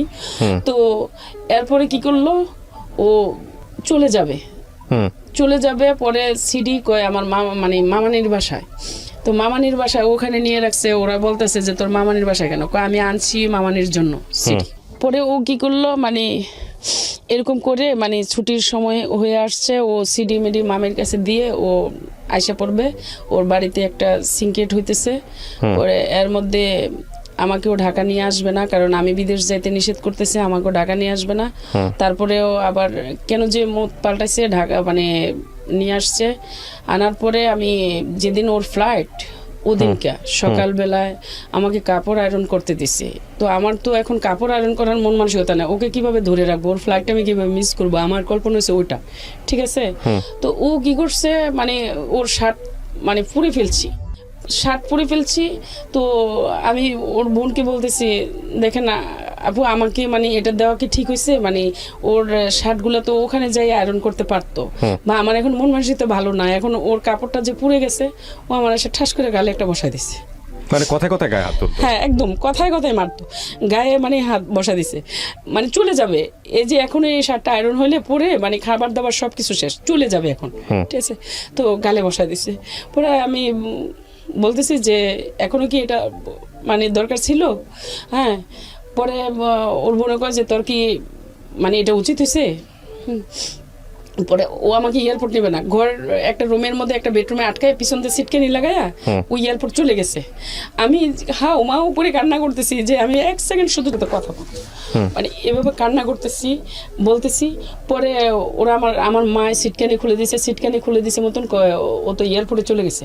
আমি মেন গেট আবার লক করে রাখছে বাহির দিয়ে, মেন গেট যাতে যেতে না পারে, হ্যাঁ না যেতে পারি। আমি করছি কি বেলকনি দিয়ে লাফ দিছি, বেলকনি দিয়ে লাফ দিয়ে একদম গ্যারেজে পড়ে গেছি। গ্যারেজে পড়ে গেছে যে যাতে আমি ওর কাছে চলে যাব, মানে এয়ারপোর্টে চলে আসবো, মানে চলে যাবেন ওর সাথে। হ্যাঁ। পরে কি করলো মানে আমার মা মানে হাউমাউ করে কান্না করে, পরে আমার মা আমাকে জড়ায় দইরা নিয়ে এই 4 তলার উপরে উঠাইছে। পরে আমি তো মানে পরেও দেখেন মরি নাই, গ্যারেজে পড়ে গেছে তারপরেও মরি নাই। মানে আল্লাহ যদি তখন আমাকে মৃত্যু দিত, আমার জীবনের লাইফের মানে অনেকটি করুণ কাহিনী আমি হয়তো আর ঘটতো না। তারপরে ও চলে গেছে, চলে যাওয়ার পরে আর কোনো চিঠিপত্র নাই, কিছু নাই। ওর বোনকে বলে গেছে যে আমি যাওয়ার পরে ওদের বাড়িতে দিয়ে দিবেন, ঠিক আছে। তো এখন ওর বড় বোনকে বলতেছি, যেটা এয়ারপোর্টে আছে উত্তরাতে থাকে, ওকে বলতেছি যে আপা এই কাজ করে গেছে, এখন আমি আপনাদের বাইরের বউ থাকবো কিনা, হ্যাঁ বা কি করব সেটা আমি ডিসিশন নিব। আমি বাড়িতে যাই, আমার অভিভাবকের সাথে আমি ডিসিশন নিব আমি কি করব। পরে বলল এই আমি এখন ফাইনালি সব শুনতেছি, ঠিক আছে। এই আমার ননাসে বলতেছে যে বাইরবো আমি তোর অ্যাবসেন্টে আমি ওকে বলছি যে তোর এই বউ মানে যেই ধরনের কাজ তুই করছস, তোর এই বউ মানে হয়তো টিকবে কিনা দেখিস। কয় বউ যাবে ও কোথায়? ও যে মামির সাথে চলাফেরা করে, আবার মামির আইনা আমার ননাসের জামার যেদিনকে ফ্লাইট থাকে নাইট ডিউটি থাকে, ওদিনকে বোনের বাসায় না মামির মানে এক রুমে থাকে। তো এগুলো আমার ননাসে দেখে তো ওকে শাসন করছে, বলছে যে এই অবস্থা তুই মানে তোর বউ মানে দেখ হাতে ঠেললে মানে লক্ষ্মী ফালাস না। তো বলছে বউ যাবে কোথায়, মামি চলে যাবে, বউ যাবে না। এইটা আমার একটা ননাসে আমার কাছে বলছে, বাইর বউ আমি আমার বাইরে অনেক বুঝাইছি, অনেক বলছি, আমার বাইর বউ বলছে, ভাই বলছে বউ যাবে কোথায়, বউ থাকবে মানে মামি চলে যাবে। তো এখন তোমার ডিসিশন। কারণ ও তো জানে, ওর ভাইয়ের চালচলনটি তো জানে, সেজন্য আমার উপরে ডিসিশন দিয়ে দিছে। তারপরে আমি ঢাকা থেকে কুমিল্লা চলে গেলাম, যাওয়ার পরে তাদের বাড়ি থেকে আমি এরকম একটা মানে শক্ত হইতেছি ঘৃণায়, মানে আমি কেমন যে হয়ে যাইতেছি এখন। তো পরে আমি আমাদের বাড়িতে গেছি, আমার শ্বশুর বলে যে যাওয়া যাবে না। আমি কি যাওয়া যাবে কিনা না যাওয়া যাবে সেটা আমার ব্যক্তিগত ব্যাপার, আপনার ছেলের ভাত আমি খাবো কিনা সেটা আমার ইচ্ছে, আমি আপনাদের এখন কেউ না। যদি আমাকে দরজা আটকাইয়া যখন তারা ফ্লাইট করে মানে চলে যেতে পারছে, তাহলে ওর আর আমার কি দরকার। হ্যাঁ। পরে আমাদের বাড়িতে আসছি, আসার পরে আমার মাকে বললাম, মানে আমার বাবা মার একসাথে বসাইয়া বললাম যে দেখো তোমরা একটা ডিসিশন নাও, কারণ এই ছেলে দিয়ে আমার লাইফ যাবে না, এই ছেলে দিয়ে আমার সংসার হবে না। কারণ আপনি বললেন হ্যাঁ আমার বাচ্চা কাচ্চা হয়নি, এখনই আমার একটা ফাইনাল ডিসিশন যাওয়ার একটা সময়। তো আমার মা বলতেছে যে পরে নিয়ে আবার আফসোস করো। ওই কথাটা আমার আদৌ পর্যন্ত আমি ধরে রাখছি যে আমার যে কখনো আফসোস করতে না হয় যে আমি কেন আগের স্বামীর ভাত খাইলাম না। ঠিক আছে, ওইটা মাথায় রেখেছেন। হ্যাঁ। আচ্ছা, আমার বাবা পছন্দ করে বিয়ে দিছে, আর আমার মার এই কথাটা আমি মনে রাখলাম, কারণ আমার কষ্টটা কিন্তু কেউ দেখলো না। হ্যাঁ, আমার মাকে আমি বললাম যে এই ছেলে দিয়ে আমার সম্ভব না সংসার করা, আমার এখনো বাচ্চা কাচ্চা হয় নাই, তোমরা ডিসাইড করো। তখন আমার মা প্রশ্ন করলো যে মা আবার কখনো আফসোস করো? হ্যাঁ, তখন বলছি যে আলহামদুলিল্লাহ আর কখনো আফসোস করবো না, আমি তোমার কথাটা মাথায় রাখবো। হ্যাঁ, পরে আস্তে আস্তে আস্তে আস্তে আমার মেন্টালি অন্যরকম হয়ে যাচ্ছে, মানে আমি কষ্টে ওর জিদগুলা, তখন আমি এরকম ভাবে আবার বুদ্ধি নিছি যে আমি যদি অন্য ছেলের সংসারে চলে যাই তাহলে তো ওর প্রতিশোধগুলো আমার আর নেওয়া হবে না। তো আমি ওর সংসারে থেকে থেকেই আমি ওর পাল্টা জবাবগুলো আমি দিয়ে দিব।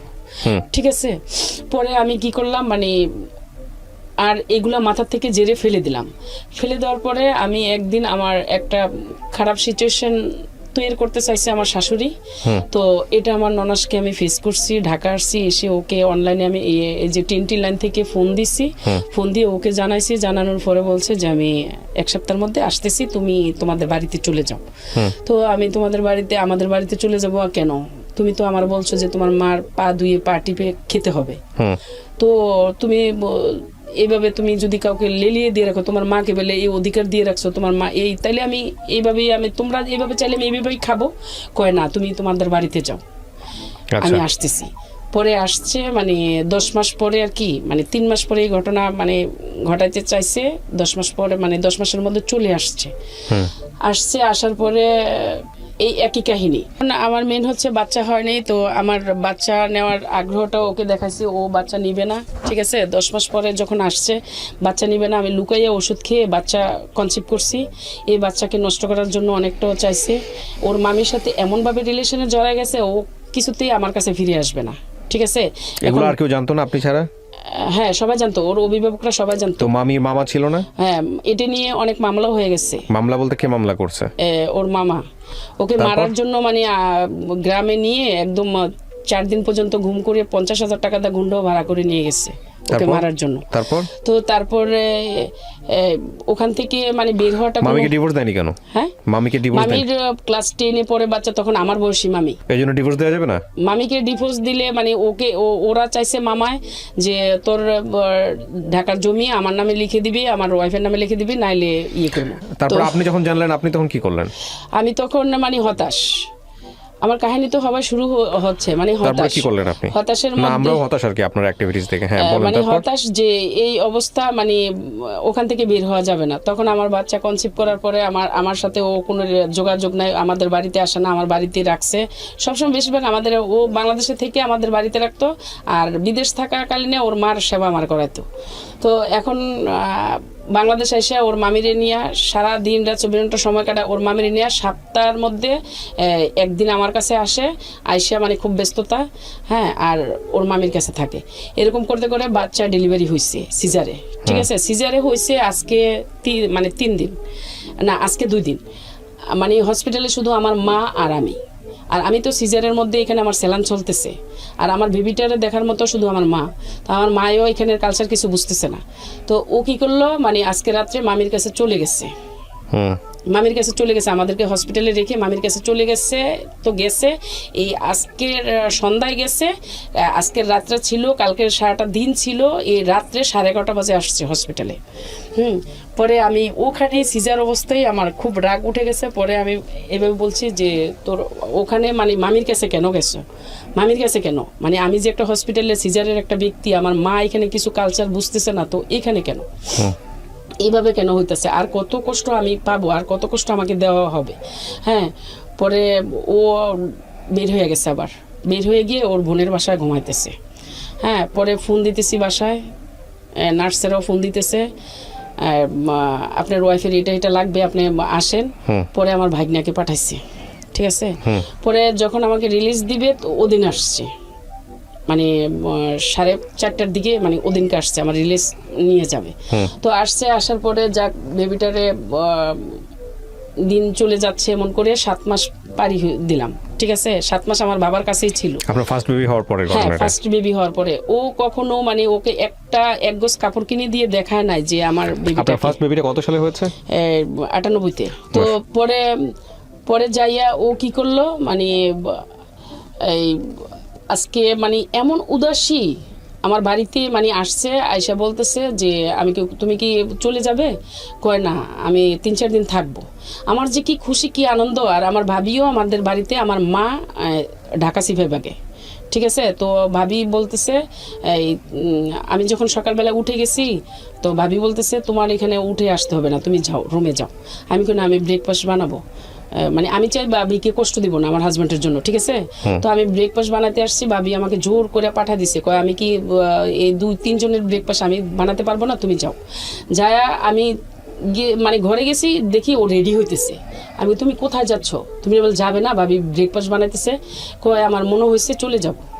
তখন আমার মাইন্ডে পাচ্ছে কি মনে হয়েছে চলে যাবে, 3-4 দিন থাকবে। ও করছে কি প্যান্ট শার্ট পরে বের হয়ে যাইতেছে। আমি করছি কি এই অবস্থায় আমি যে ও যেখানে যায় ওর সাথে সাথে আমি চলে যাব, ঠিক আছে।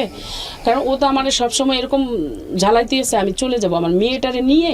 আমি একদম মানে ওর পিছনে আমি পানি ভেঙে এ পর্যন্ত পানি কোমর পর্যন্ত পানি ভেঙে আমি অন্য রাস্তা দিয়ে চলে গেছি, ঠিক আছে। চলে গিয়ে স্টেশনে যখন গেছি ওর একটা রিক্সাতে উঠছে, আমি করছি কি ফিরতে আরেকটা রিক্সাতে উঠছি। রিক্সাতে উঠতে তখন রিক্সাওয়ালার বলতেছি ভাই ও রিক্সাটা ফলো করে করে যাবেন, ঠিক আছে। তারপরে ওই রিক্সাটা ফলো করে করে যাইয়া মানে একবার বাস স্ট্যান্ড একবার লজঘাট, একবার বাস স্ট্যান্ড একবার লজঘাট, এমন করে করে ওইখানেই 120 টাকা ভাড়া চলে আসছে 5 টাকার ভাড়ার মধ্যে, ঠিক আছে। মানে দূরত্ব 5 টাকার ভাড়া, তো 120 টাকা চলে আসছে। পরে করছে কি ও একটা মানে লজঘাটে একটা গাছের নিচে দাঁড়াইছে। দাঁড়ানোর পরে আমি রিক্সাতে নেমে দাঁড়াই এসে যা ওর বাচ্চাটা আমি ওর কোলে দিছি। আমি কে ধরো, যেখানে যাবে আমারে না নিয়ে যাও, তোমার বাচ্চা নিয়ে যাও। ও করছে কি ধ্রিম দিয়া বাচ্চাটা কোলে না নিয়ে ও আমার হাত থেকে নিয়ে ধ্রিম দিয়া নিচে ফেলে দিল বাচ্চাটা। আমি দৌড়াই আমার মেয়েরে আমি কোলে নিয়ে কান্না করতেছি, ঠিক আছে, কান্না করে পরে ও কি করলো মানে বাস স্ট্যান্ডে আসছে, আবার আমি বাস স্ট্যান্ডে আসছে পরে ও আমি চলতি গাড়িতে মানে ও লাফ দিয়ে উঠে গেছে। আমিও করছি কি গেছি উঠতে, ও আমার লাথি দিয়ে বুকের মধ্যে বাচ্চা সহকার আমাকে সহকার একদম ফেলে দিছে। আশেপাশের লোকজন, বাসের লোকজন কি করছে? হ্যাঁ, সবাই একসাথে জড়ো হয়েছে, মানে ফেলে দিছে। ফেলে দেওয়ার পরে আমি তো একদম মানে চিৎকার শুয়ে আছি, পরে কান্না করতেছি। সবাই আসছে, কন্ট্রাক্টদার মানে বাস স্ট্যান্ডের যারা মানে ঘাট ওরা আসছে, এসে বলছে ওকে, আমি আমার হাজব্যান্ড। হ্যাঁ, পরে বলতেছে তুমি কিছু মানে অর্ডার করো, খালি ওরে মানে এখানেও যেতে পারে নাই বাস, আর বাস যেখানে যাক ওরে আমরা ধরে নিয়ে আসবো। তারপর আমি কই এটা আমাদের হাজব্যান্ড ওয়াইফের বিষয়। কিন্তু আমি কেন এটা বললাম তখন, কেন মানে আপনার কাছে বলি না যে ওকে ধরেন, আমি এখন এগুলো ফিল করি যে কেন বললাম না। আর এই মুখ দেখাতে আর বাড়িতে যাব না, ঠিক আছে। আমার বাপের বাড়িতে কাজের লোক দিয়ে কাজ করে, আমার ভাই তো মেজর, ওনার ব্যাগটানার জন্য মানে আর্মির থেকে লোক দেওয়া হয়েছে, ঠিক আছে। আমি গেছি একটা কাজ খুঁজতে। তো এখন আমি এতটা কিছু চিনি না আমাদের সদরের মধ্যে, ঠিক আছে। তো আমি করছি কি আমার রিলেটিভের মানে সম্পর্কে মানে কাকার তো যেটা তো বোন হয়, ওদের বাড়িতে গেছি। ওরা আমাকে তেমন একটা চিনে না। তো আমি যে স্কুলে পড়াশোনা করছি, তো ওই আফুর মেয়েরাও ওই স্কুলে পড়াশোনা করছে, ওই খাতিলে আমার দেখে ফেলছে, ঠিক আছে, আফুর মেয়ে। তো আমি বলতেছি আপনাদের বাসায় কি কাজ আছে? কয় না, আমাদের তো কাজের লোক নাই। আমি আপনাদের যদি কাজের লোক থাকে তাহলে আমাকে শুধু ভাত দিলেই হবে, আমার বাচ্চাটারে মানে খাবার দিলেই হবে, আমারে দিতে হবে না, আমি অনেক পরিশ্রম করব। হ্যাঁ, আপনাদের এখানে মানে আমার রিলেটিভ কিন্তু তারা, যে আপনাদের এখানে আমার খালি একটু ঠাই দিবেন, আমি না খেয়েও কাজ করব, আমার বাচ্চাটারে শুধু খাবার দিলে হবে, ঠিক আছে। এরকম করে করে পরে ওরা বললো কি কয় না, মানে আমাদের এখানে কোনো কাজের লোক নাই, অন্য জায়গায় চলে যাও। এমন করে 8-10টা বাড়িতে আমি কাজ খুঁজলাম, ঠিক আছে। কাজ খুঁজে কোথাও কেউ কাজের লোক রাখে না। আর তখন আমি ইয়াং একটা মেয়ে। আপনি কাজের লোক খুঁজতেছিলেন কেন? আপনার বাড়িতে কি টাকার অভাব আছে? আপনাকে না না, আমি আর বাড়িতে যাবই না। কেন যাবেন না? আর ফিরে যাব না বাড়িতে। মানে আমার হাজবেন্ড যদি আমাকে এরকম করে, হাজবেন্ডের সাথে না যাবো, আপনি আপনার নিজের বাবার বাড়িতে যাচ্ছিলেন না কেন? না, চাইছি না, আর যাবো না, মানে আর ইচ্ছে কেন যে করতেছে না। কেন করতেছে না? মানে ওর যেহেতু ও আমার ত্যাগ দিতেছে, তাহলে আমি সবই ত্যাগ দিয়ে মানে আমার মেয়েটার নিয়ে আমি শুধু একা বাঁচবো, এরকম আমার কত সালের গল্প এটা? এটা মানে 98 লাস্টে। বাবা বেঁচে ছিল তখন? হ্যাঁ, বাবা বেঁচে ছিল। তো তখন আমি করছি কি, আমার আর সবার বাড়িতে খুঁজে খুঁজে আর কি করব, মানে একদম বিকেল হয়ে আসছে। পরে আমার খালাতো ভাইয়ের দোকানে গেছি মতন আমার খালাতো ভাই আমার গেটার শট দেখে একদম মানে চিৎকার দিয়ে উঠছে। আপনার ভাই তখন আর্মিতে?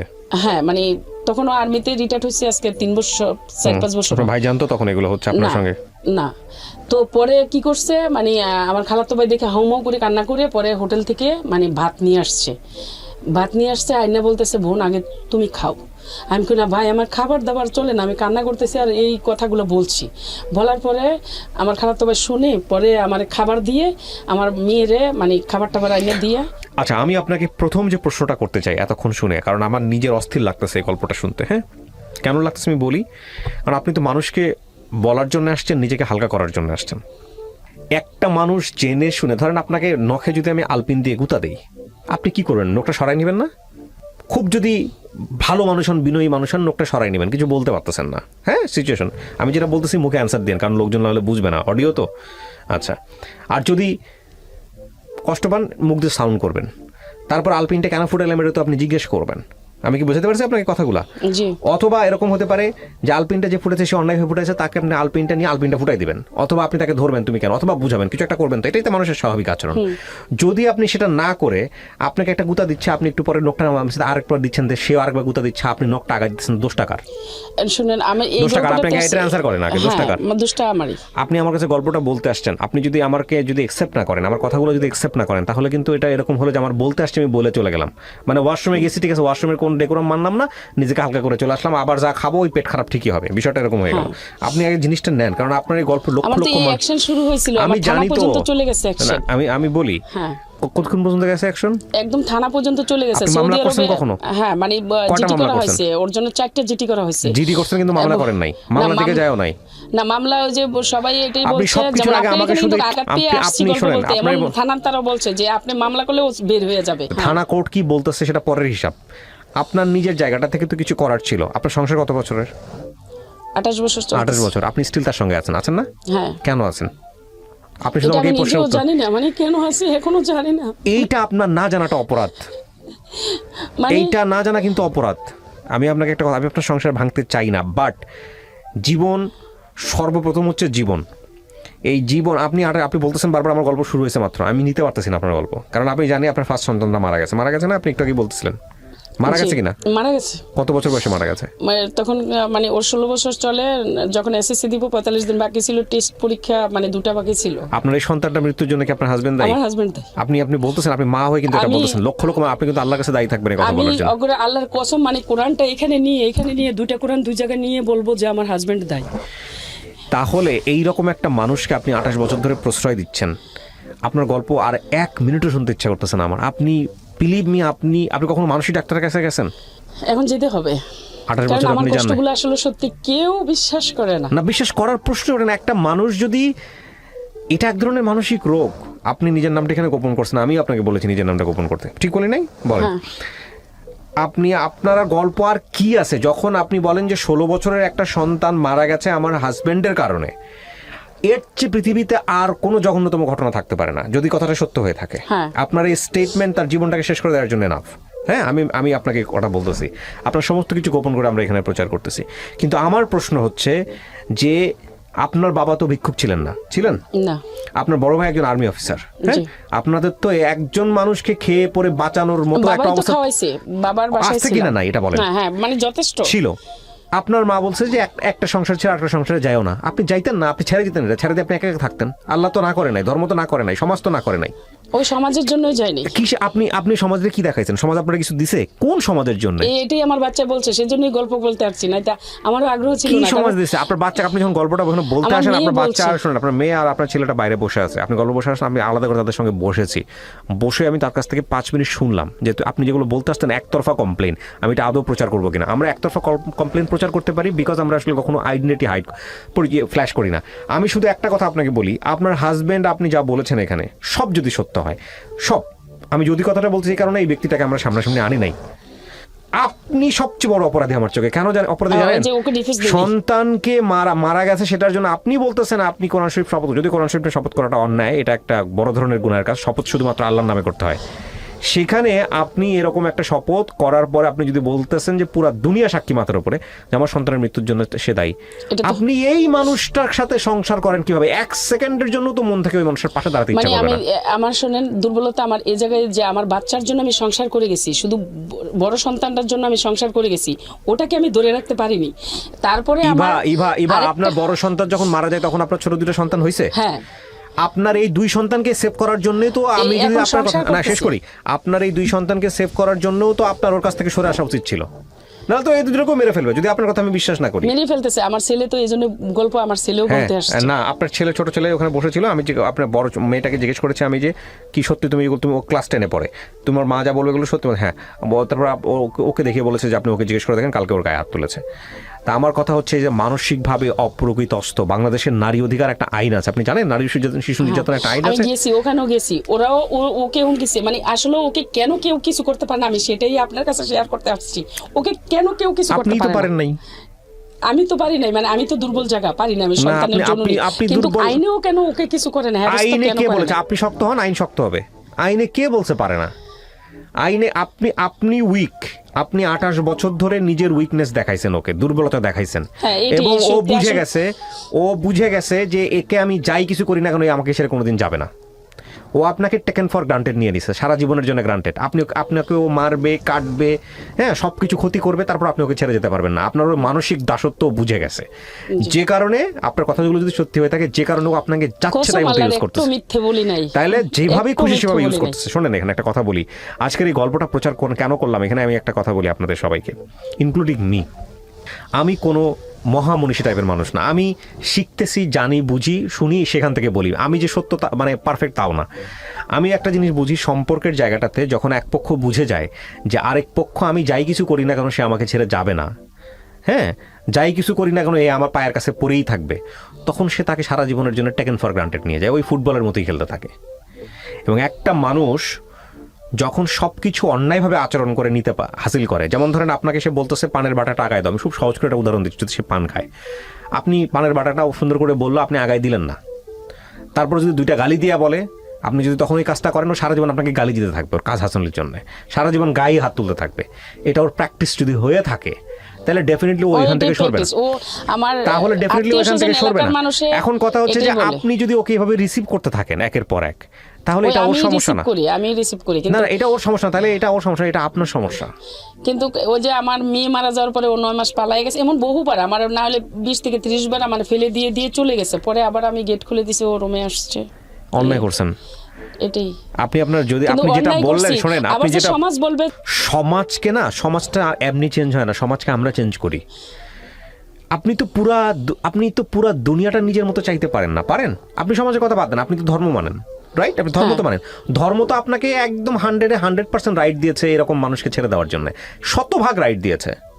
আপনি যেটা বললেন সেটা যদি সত্য হয়ে থাকে, আপনাকে আপনি তার সঙ্গে থাকতে পারছেন, কোনো রিজন দেখাতে হবে না, আপনি পরের দিনই ছেড়ে দিতে পারেন। একটা ছেলেকেও যেভাবে অধিকার দিয়েছে, একটা মেয়েকেও সেভাবে অধিকার দিয়েছে, যদিও আল্লাহর কাছে সবচাইতে মানে অপছন্দের কাজের মধ্যে একটা। ওর মিথ্যে কথা অনেক বলে, বুঝছেন? আপনি ওর মধ্যে কোনো কমপ্লেইন করেন না, আপনি শুনেন আপনি ওর এগেইনস্ট আর কোনো কমপ্লেইন করেন না, কারণ আপনি যেগুলো বলতেছেন এতে ওর গুনাহ হালকা হচ্ছে। আমি শুধু আপনাকে একটা কথা বলি, সেটা হলো যে আপনি সমাজ কি বলবে এইটার মুখের দিকে তাকায় আপনি আপনার সন্তানটাকে মেরে ফেললেন, আপনিও তো দায়ী এটার জন্য।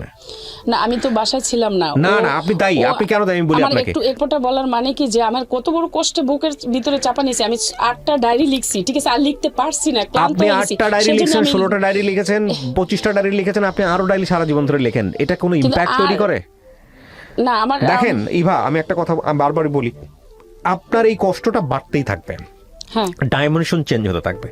কষ্টের জায়গাটা এখন অন্যদিকে ঘুরে গেছে না, আপনার সন্তানদেরকে আপনারা বেটার ফিউচার দিতে পারছেন, মানসিকভাবে সমস্যায় পড়তেছে না এই বাচ্চাগুলো, তো দেখে না, আমি জানেন না, দেখে না বাদ দিলাম, এগুলো তো মানসিকভাবে এত বাবার প্রতি রেসপেক্ট নাই, দুজনের একজনও থাকবে না। আপনি সাথে করে আজকে গল্পটা নিয়ে আসতে বলতে আসছেন, বাবা তো না পারতেছে সন্তানের কাছে যাইতে, না পারতেছে আপনাকে হ্যাপি করতে, এরা পাচ্ছে বাবাকে না। একটা ছোট বাচ্চার মনে কি পরিমাণ মানসিক প্রেসার পড়ে যখন বাপ মায়ের সম্পর্ক খারাপ থাকে, এইটা যারা পরিবারে বড় হয়েছে তারা সবাই জানে। একটু মনোমালিন্য হলে মনে হয় যে পুরো দুনিয়াটা অন্ধকার হয়ে গেছে, সেখানে বছরের পর বছর, মাসের পর মাস আপনার বাচ্চারা এরকম দেখতেছে, আপনারা কি মনে করতেছেন যে একটা সুন্দরভাবে বড় হচ্ছে? ডেফিনেটলি বড় হচ্ছে না। তাইলে আপনি যদি বাচ্চাকে বেটার ফিউচার দিতে নাই পারেন, তাইলে আপনি বুঝলাম আপনি তাহলে আপনারা কি করতেছেন? আপনি দেখেন, আপনি যদি বাচ্চার কথাই মনে করেন তাহলে তো ওর কাছ থেকে সরে আসা উচিত। এখন সরে যাব, ও তো মানে কিছু কালচার অন্যরকম, মানে এগুলো বললেও তো আপনাদের এখানে বিশ্বাস হবে না। কি কালচার অন্যরকম? ও কিন্তু কিছু কুফরি কাজ জানে। না না না না না না, শুনুন, কুফরি কাজ জানে, ঠিক আছে, আপনি বাদ দেন এগুলা। আপনি কুফরি কাজ জানে, কুফরি থেকে কাটানোর জন্য তো আপনি যদি ধর্মের লাইনে যান সেটার জন্য তো হাজার রকমের দোয়া আছে, আপনি সেটা করছেন না? আমি ওর সবসময় তাহাজ্জুদ নামাজ পড়ে দোয়া করি, আমি বেঁচে আছি। তাহলে আপনি আল্লাহর কাছে দোয়া করেন যে আল্লাহ আমাকে একটা বেটার ফিউচার দাও, ব্যাস, দ্যাটস অল। আর তো কোনো কিছু বলারই থাকে না। কিন্তু আপনি যদি এগুলাকে এক্সকিউজ দেখান, আমার কথা হচ্ছে যে একটা মানুষ আমাকে ওই আগুনের মধ্যে ওই পানির মধ্যে তুলে দিয়ে সিদ্ধ করতেছে, নিচে থেকে আগুন লাগাই দিছে, আমার শক্তি আছে জাম্প করে বের হয়ে যাওয়ার, আমি শক্তি দেখাচ্ছি না, বের হয়ে গেলে আমি কোথায় যাব, কি করবো না করবো, এটাই আমার হতাশ। আমি বাচ্চা আগুনের মধ্যে সিদ্ধ আপনি তো কি হবেন, মানে এটা হতাশ। কারণ যার যার ফিউচার, যার যার ফ্যামিলি তাড়াতাড়ি মেনটেন করতে চায়। শুনেন, আপনার উপরে যেমন আপনার গল্পটাই আপনি আমার নিতে চান না, আপনার বিরক্ত লাগছে, আর আমি যদি 3টা বাচ্চা নিয়ে কার উপরে যাব, মানে আমি এরকম একটা হতাশের মধ্যে 3টা বাচ্চা নিয়ে আপনি এরকম, আপনি দেখেন অপরাধগুলো কত হয়, অপরাধ যখন মানুষ সহ্য করতে থাকে তখন অপরাধের শিকড় এত বেশি শক্তিশালী হয়ে যায় যে ওখান থেকে মানুষ আর বের হতে পারে না। প্রথম বাচ্চাটা যখন এরকম একটা ঘটনা ঘটলো তখন যদি আপনি বের হয়ে আসতে পারতেন, প্রথম বাচ্চা হওয়ার আগে যদি আপনি বের হয়ে আসতে পারতেন, বের হয়ে আসার অনেকগুলো চান্স ছিল। যে মানুষ বিয়ের 2.5 ঘন্টার মধ্যে গায়ে হাত তোলে সে যে একটা মানুষ না, সে যে একটা অমানুষ, সে যে একটা সেন্সলেস টাইপের পারসন, যদি আপনার কথা সমস্ত সত্যি হয়ে থাকে, আমি বারবার বলতেছি, তাহলে এই মানুষটার সঙ্গে 28 বছর যে সংসার করে তার চেয়ে তো খারাপ মানুষ সে। আমার দৃষ্টিভঙ্গি তো হচ্ছে সেটা। খারাপই, এলাকার মানুষও কেউ বলে না ভালো, ওর আত্মীয় স্বজন, ওর ভাগ্নেও বলে লাত্তি দিয়ে বের করে দাও, লাত্তি দিয়ে বের করে দাও। আপনার মানে আপনি আমার কথা হচ্ছে এটা কেন করতেছেন? আমি দেখেন ইভা, আপনার মতো সমাজে ইভা অসংখ্য আছে। রুটি রুজি আল্লাহর হাতে, আল্লাহ রিজিকের ব্যবস্থা করে রাখছে। একটা মানুষের কন্টিনিউ অপরাধ করে যাবে, আপনি সেটা মুখ বুজে করে সহ্য করে যাবেন, এমন তো না যে বলেই শুধু সহ্য করে গেছি, নাহলে আসলে আর্থিক অবস্থা দুর্বলতা বাপের বাড়িতে নেই, ঠিক আছে। আমি এই গল্পটা এই কারণে প্রচার করতেছি, আজকে দেখেন ইভা কেবলমাত্র সূচনা করেছিল, আমি পুরো গল্পটা নিতে পারলাম না, এখানে আমি নিতে চাইও না, কারণ আমার বাচ্চাদেরকে এখন আমার মেজো ভাই মানে হেল্প করে। আচ্ছা, আমি বৈষয়িক বিষয়তে যাচ্ছি না, আমি শুধু দেখাচ্ছি যে এইরকম একটা মানুষের সঙ্গে অনেক অনেক আমাদের সমাজের মেয়েরাই মুখ বুঝে অনেক কিছু সহ্য করে স্টে করে। এটা যেমন সত্য, এটা একটা মেয়ের জায়গা থেকে যেমন সত্য, এটা একটা ছেলের জায়গা থেকেও সত্য। এখানে ইভারা এসে বলে বলে মনে করার কোনো কারণ নাই যেটা একজনের ছেলের জীবনে হতে পারে না। অনেক ছেলেই আছে তার মান সম্মানের কথা ভেবে মাসের পর মাস, বছরের পর বছর এরকম তার জায়গা থেকে তার মতে অমানুষ, কিন্তু তারপরও সে সংসার করে যায়। ছেলেরা আসলে ভাবে বলতে চায় না। আর ছেলেদের ওই যে বললো যে সমাজ কি ভাববে, সমাজের চোখে আমরা সমাজটাকে এমনভাবে তৈরি করেছি, ছেলেদেরকে রেখেছি দানবের জায়গায়।